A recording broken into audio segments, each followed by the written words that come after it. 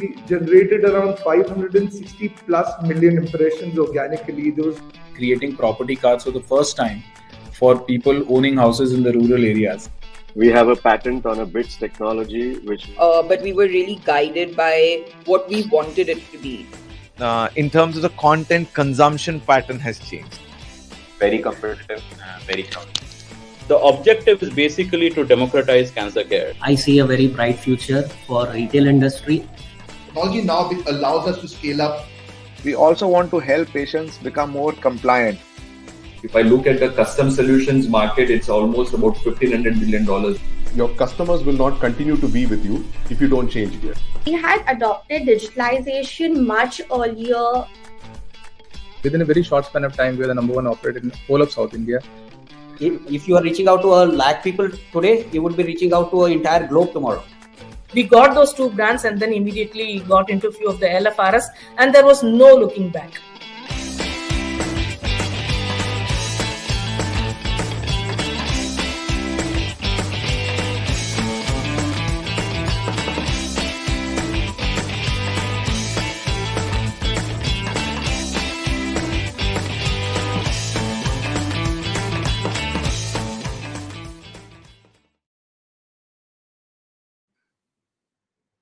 Hello, everyone, and welcome to another Friday at 11 a.m. This is the 44th episode of Ascent Talks, and my name is Ajit and I've been an Ascent member for over 10 years, and I run an air conditioning company called Asnova and a tech-enabled startup in the air conditioning domain called Pure Bloom. And as usual, my co-host is Aleem. How are you doing, Aleem?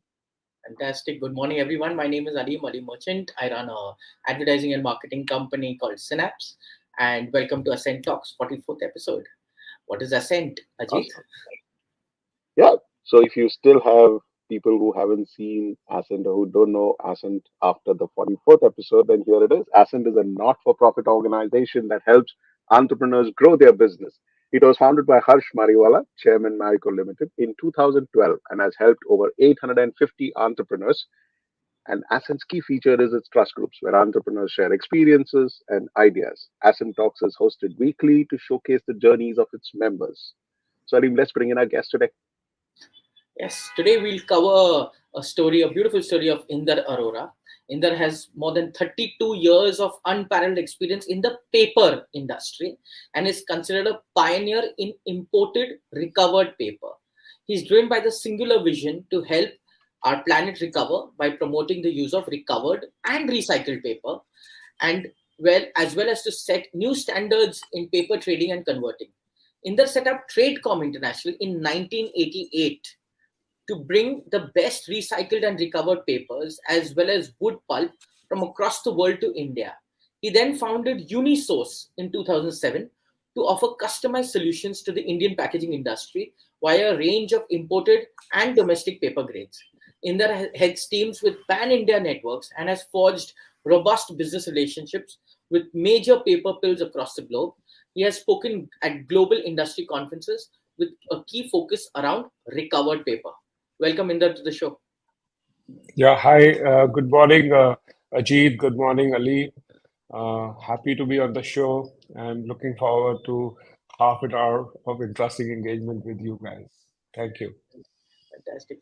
Inder, why don't you tell us what is recovered paper, what is recycled paper, and tell us what does Unisource really do today, and your story basically. That's a very good question to start with. Basically, when I came into the trade in 1988, after working almost as an intern with a paper mill, so it used to be known as waste paper. Something which you collect on the streets, offices, converters, and then take it back to your recycling center, bale it, make it ready to go to a paper mill, and then reprocess it and make a paper out of it. And if I can add, my grandma asked me after I passed out, "What do you do, son?" So I said, "I'm doing this business." He says, "This is a Raddi ka business." shame on you. You're doing this business, and I'll talk later on my show as to how this whole industry has evolved over the years. So should I give a snapshot of other companies as well? Go ahead and tell us about Yeah. So when I started this, India had just started. India was going through a paper famine at that time. So government of India allowed all the business houses that you can bring in a second-hand paper machine and use recovered paper as a raw material to make paper to tide over this challenge.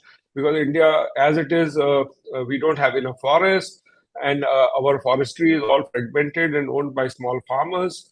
So there was not enough wood available to the extent to make paper. So there had to be an alternate raw material, and this recovered paper was emerging as a new raw material for the paper industry. So and when I did an internship for a paper mill who had just started out, so obviously I got an opportunity to learn earlier as to how the paper is collected, where does it come from, and all those learnings. And I told my dad I'm moving to Bombay.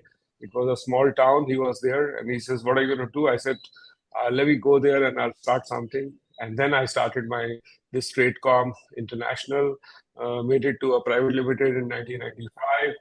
And then I said, well, and then, we were one of the few 3-4 guys in the industry who were almost selling to everyone in the industry. There were new machines, there were new paper mills coming up every day. And as my nature was that either I could have been satisfied there, and since those were the initial days, there was not much competition. We were making good money. So I said, no, nothing doing. I'm going to get into something else. So I added a vertical wherein India, like I said, a wood-starved country, so would bring in a ready-made pulp from North America and Scandinavia, where they have huge, humongous forests, and they pulp that wood and make ready-made pulp, which is used as a raw material by the paper mills. So the paper mills would use that to make a paper. Either they will add it or mix it with some other raw material as a furnish, or they would use 100%. But mostly it is, let's say, mills in northern India who have a lot of agri waste, which is called non-wood fiber. So they add that pulp, which is a long fiber coming from up north, to the raw material to make a proper paper and give it a strength, and so on and so forth. So when I added to this, we also, later talking about Tradecom later during the subsequent years, so we saw an opportunity in the hygiene industry. So a lot of hygiene industry, earlier it used to be only P&G or Unicharm of the world who were selling hygiene products in India. But government incentivized, government started distributing free of cost hygiene products to the people. So a lot of industries came up in India who started making all these sanitary pads and so on and so forth, different products. So the product used there is to make that is the fluff pulp. So we started getting in, we tied up with a mill in Europe. So we started getting in fluff pulp and started selling to all these mills. Wow. So while all this was happening, and I was going around because my job was sourcing from all over the world and selling to the customers in India. So I would travel all the countries, almost, always on my foot. So I saw how the large paper mills in America and Europe are catering to small and medium customers in city centers, because the mills typically, because of environmental reasons, because of the raw material availability, they are located in deep forest and remotely away from the main cities. So I saw a lot of converting companies are being used by these paper mills, that they would send them their jumbo rolls, and these converting companies would convert those rolls and supply just in time to the converters in India. So I said, why not I replicate this model in India? So I came back and started looking for a machine. Without a contract in my hand, I got an opportunity to buy a huge machine in America. I flew in 5 days, finalized the deal, and the machine came. And the machine was sitting for 2 years, and I didn't get a job here. People said, oh, you want so much of money, or this work, that work? In a sense, because it was not something which was all conceived and conceptualized. But then I ended up meeting some top guys in ITC. So they saw an opportunity because they were having supply chain challenges, catering to customers from their mill into Bombay, Delhi, and stuff like that. They said they gave me a go ahead. In 3-4 months, we started out a plant for ITC in Pune and one in Delhi, and that changed their entire sales model. Today, you go to a customer using ITC products, Unisource. It is from a Unisource facility, and they place an order today and they get it in 48 hours. Wow. And then alongside, I also saw another opportunity that boxes in India are made by brown paper, and those and that brown paper is not good enough because it is made from recycled fiber. And mills in North America and Europe, they make paper typically out of wood because they have rich forest and all that. So that paper is much stronger than recycled paper, even though both the papers have an application. So I said, let me set up 2 plants in India and get these jumbo rolls into India and customize and cater to all the converters like I'm doing it for ITC. In fact, I did this part first, getting in jumbo rolls, and seeing this ITC got sort of an insight as to that we can do this job. So we started bringing in that. Today we have another 2 units, one in Pune and one in Sonipat, Haryana, wherein we bring in jumbo rolls and supply to all the top converters of the country who are making boxes, who have replaced wood and making boxes out of this strong paper, which is made from virgin fiber for export of auto parts, or maybe if I know if Ajit would be seeing a paper where a Daikin AC would be covered, that paper is made from a very strong paper. Otherwise, it would not hold your unit, refrigeration unit, and so on and so forth. So like that, over the years, like said 95. Inder, for somebody who is listening to you, he will suddenly realize, यार ये बंदा अपना father को बोला था छोटे शहर में कि मैं बंबई जा रहा हूँ रद्दी का बिजनेस करने के लिए, and today when he is listening to you, saying, dude, our man's really gone a long way, man. And it's very inspiring, from where it started and to what you built is truly magnificent. But here comes also a question. You've gone into the recycled space at a very early stage. Tell us, how big is the space? What are the opportunities that the country or the world is actually throwing up for people who are in the space or people who aspire to get into the space? So I'd like to give you a little bit of brief of globally how big the pulp and paper industry is, and bring it down, zero it down to India. So globally, pulp and paper industry produces 400 million tons of paper. And if I give you an immediate correlation, India produces only 20 million tons of paper today, close to 20 million tons of paper, against 400 million. And India is the fifth largest country in terms of pulp and paper production, not consumption, production.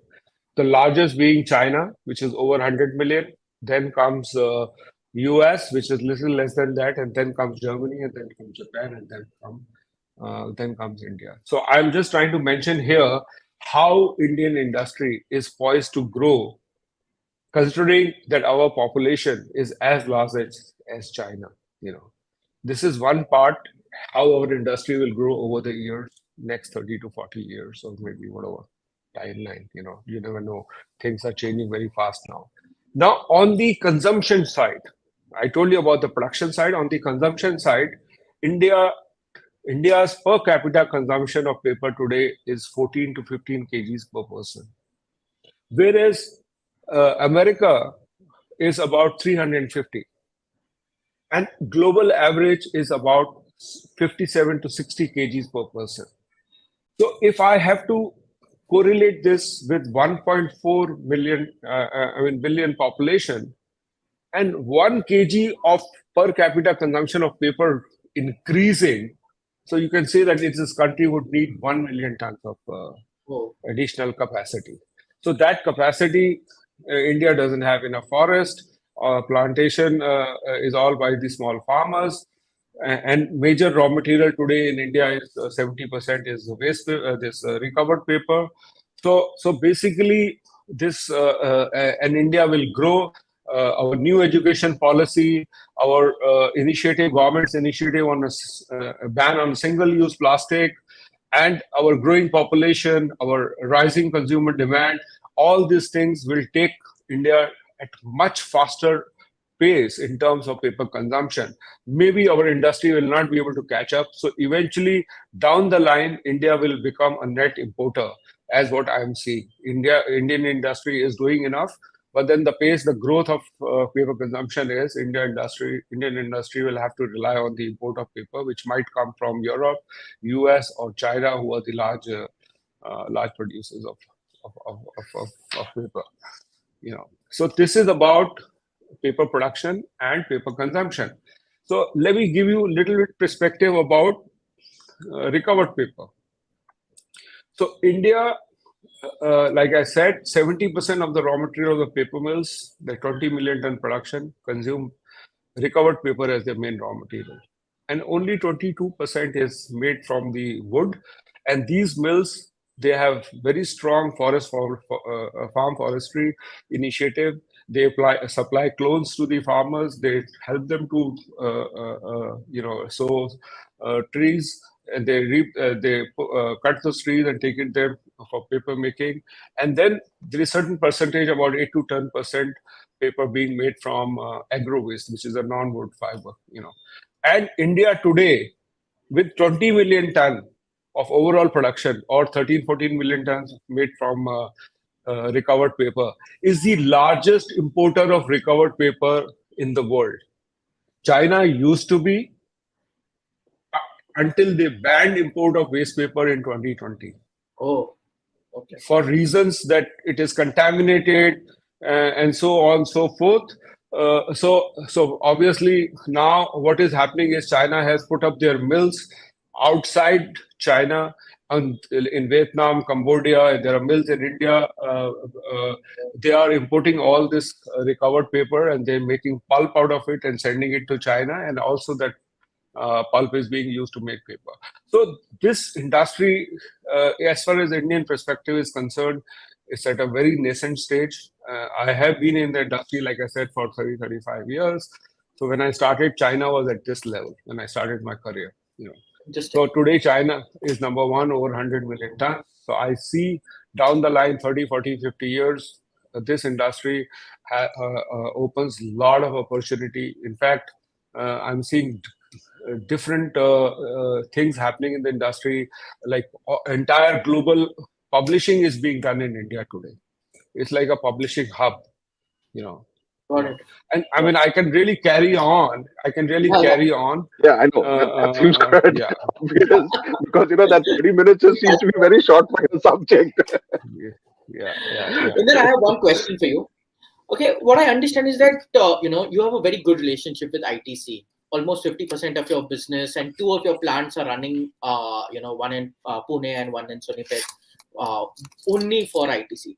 Now, as an entrepreneur, okay, how do you manage this relationship, and how risky is it when everything is skewed? A lot of it is skewed on one customer. I mean, I've made that mistake. A lot of us have made that mistake where everything is dependent on one customer. How do you manage that? Is there a learning that we have? I can only, if I have to answer you in one word, I haven't seen a corporate in my lifetime, globally or anywhere, with ethos and practices what ITC adopts. You don't have to feel insecure about anything when you deal with ITC. Today, I do this contract sheeting for them. I sell paper to them. I buy paper from them. And And I export. I'm trying to export now in my new company, which I formed in Hong Kong, their paper globally. I have never felt insecure. In fact, they have been so nice. They have been so fair into all their dealings. In fact, and they work so closely with their partners. I can only say that this is the company, if anybody would aspire to work for, is ITC. Truly And amazing. I have, I mean, that's absolutely great. Very few people actually kind of endorse their principles so well, where the dependency is high.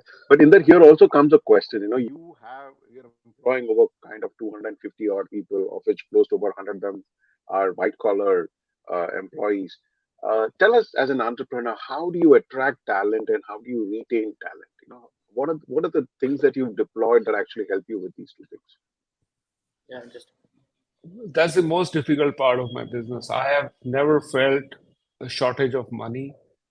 There are challenges. You need to collateralize all your borrowings and so on and so forth working in India.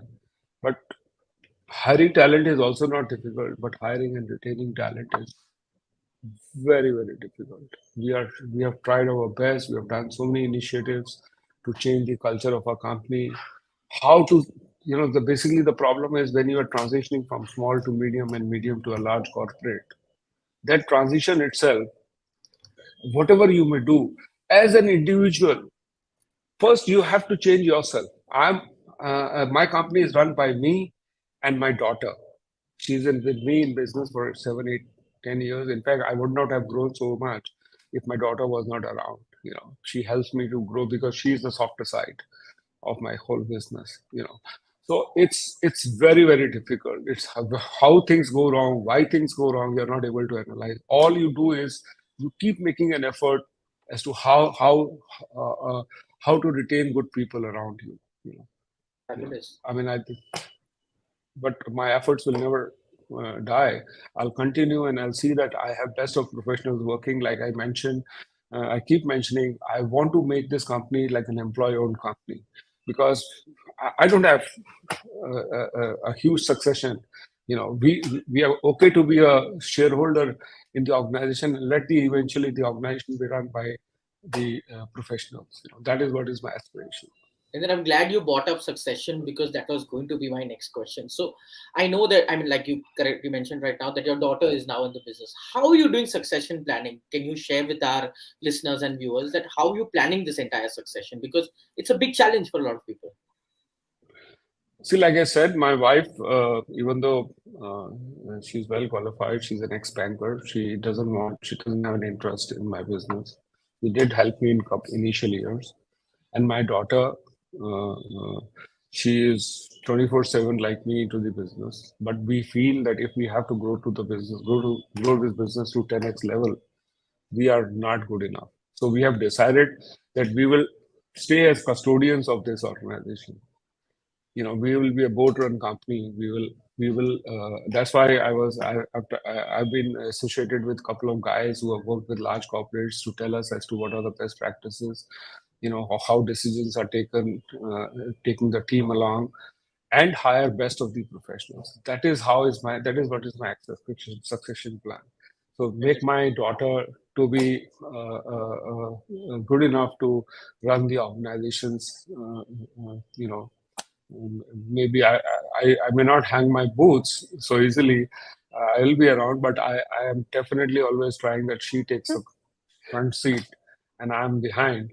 But at times, you have to be alongside. I won't say ahead. So that are my small plans. I hope it answers your question. So in that, I wish your daughter is listening. This is a message for you that you are going to be in the driver's seat and I'm going to be in the back seat. Okay, that's a clear message. I requested her that if you can join, please do join. She is live because I think she's left a comment for you, Aarti Aurora, if I'm not wrong. Okay, that's my wife. That's my wife. Oh, that's awesome. She's my critic.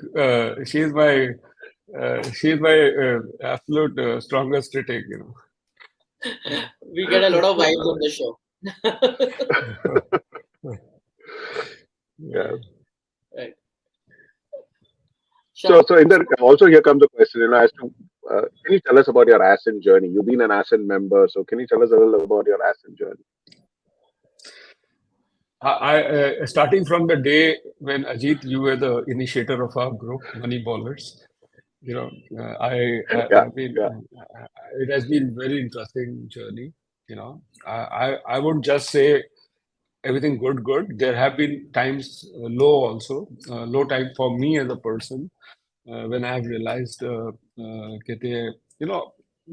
you keep analyzing at your mind as to what value it is bringing. But let me tell you, I hang on, and I have missed very few least amount of meetings, our monthly meetings. Wow. And what drives me is when I listen to this first time generation entrepreneurs, second generation entrepreneurs, and there are 2-3 people who are near around my age also. You know, I get a very different perspective as to how my business evolved and how these guys are shipping up. You know, what I would have done at that age at my time, or what I need to do now, or come and share with me my daughter that you see this is how people are running their business, and you look at it, think about it. And last but not the least, I don't stay quiet when it comes to telling the people, hey, what are you talking? This is how it should be. I'm like, I'm of the age of your dad, you know, so I don't hesitate. I don't hesitate being vocal about it. So basically sharing my experiences with them, this is how it takes to run a business, you know. It's not going to be so easy. So I keep doing my bit to keep me engaged in terms of receiving and giving back to the members. Yeah. Fabulous, Inder, and I'm glad you brought that up because a lot of Ascent members and non-Ascent members need to know that Ascent is not a Gyan-giving platform, it's an experience-sharing platform, and we need to constantly keep telling people that share your experiences, don't give Gyan. I think that's what makes the entire environment very comfortable, and you know, Ajit has taught me that multiple times whenever I've co-initiated groups with him. Also. No, we follow the constitution very, very strictly, all of us, you know, and we are very good to tell each other that, hey, this is not allowed. This is not allowed. Nice. Inder, tell us about your personal life. Aarti is live, and tell us about your wife, your daughter, your personal life. Tell us anything besides paper. So I can't lie anything. You know, basically, Inder, I have one thing. You don't have to get so truthful that this video becomes controversial and you have to go home tonight. So just tell us the right thing, okay? So I'm I don't know if when I got engaged, I told my wife. She asked me like, so many things and all. So I told her, you don't mind it. I want to tell one thing honestly. Business is my first wife. She really supported. She really supported me and said, I have no problem. I said, I have to take care of my work before I take care of anything in my life. And this day, I'm telling you, I have full support from her, because I am more like a all play, no work, make storm a dull boy sort of a person, even though I love trekking, I love cycling, but when it comes to work, this morning also she said, are we going for a walk? I said, no, I have a Ascent meeting. I need to do some research. So let's do it in the evening, something like that. And last but not the least, we are both of us are blessed with a daughter. She's so nice. She's so obedient. She's so well bred. Because if I could go to IIMs and IITs or any big B schools in America, and my wife, she's from Delhi and she's done her from Jesus Mary a graduation and then Delhi University, a postgrad and all those things. So, but we made sure that we give best to our daughters. We sent her to US, to Michigan State, to supply chain. And now, let me tell you, she really takes care of both of us. She takes care of the business. She's so loving. And she's married also 3, 4, 5 years back. She's got a very good in-law. So in a sense, it's life fulfilled. If I have to answer for all of us, if my wife is listening, I'm sure she'll endorse this. It's life fulfilled, amazing. and she's done every bit to take care of the daughter while I was busy at work. One thing's for It's sure, amazing, Ajit. isn't it? Yeah. Ajit, one thing's for sure. If you just on your engagement, if you tell your fiance, I need to tell you something, and then you build it up, and then you say, my first love is business, I think she'll accept it because it's the safest thing to say. Yeah, I know. But in that, it's amazing. Listen, we're just down to our 30 minutes, but it's really fantastic how you're a first generation entrepreneur told your father कि रद्दी का business करेगा, and you build this fabulous business, and you're an extremely wonderful person. You're a very proud father. I mean, that kind of showcase, the way you were talking about your family. It's amazing. It's fantastic listening to you in there, and it's been a pleasure having you on the show today with us. Thank you so much. Thank you. It was loving to talk to you guys. Thank you so much. Yeah. Thank you. Thank you so much. And look forward to meeting person. Thank you. That's right. Wow, that was amazing, man. Too good. But yeah, so we're down to our 44th episode. And guys, if you like these shows and if you like these stories that we bring around, and if they do inspire you, share it with the other people. And if you're truly growth ready, and get to ascentfoundation.in and put in an application. And the Ascent team will get in touch with you. And if you are truly growth ready, we'll be happy to have you as part of our cohort. So that's for today, this Friday. And we're going to see you next Friday at 11 a.m. again with another interesting entrepreneurial story. Thank you very much, guys. Have a wonderful weekend. And see you next week. See you soon. Bye. Yep. Bye.